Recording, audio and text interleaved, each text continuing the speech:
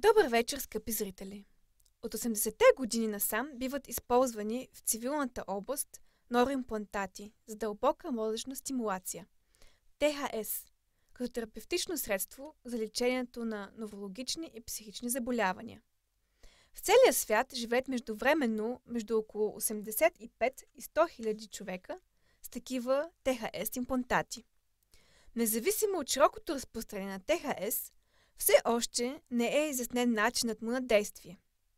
Службата на Американското министерство на отбраната ДАПРА или Defense Advanced Research Project Agency, която провежда изследователските проекти за американската армия, представи през ноември 2013 година новата си програма Systems-Based Neurotechnology for Emerging Therapies SUBNETS или системно базирана нейротехнология за нови терапевтични форми. Целта на това изследователска програма е оказването на директно влияние върху психично състояние на хората. Като цяло с помощта на този имплантат. Развитието на тази техника трябва да достигне състояние, в което е възможно да измерва и анализира на живо какво точно се случва в мозъка. Изследователите се опитват да сканират и изследват мозъка за аномалии, за да могат при проявата на нежелателни промени да окажат помощ посредством имплантата, чрез дистанционно управление.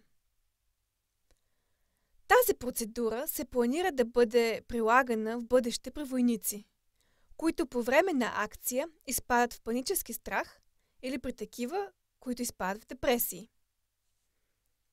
Смущения от този род биха могли да бъдат отстранени тогава с помощта на натискането само на едно копче.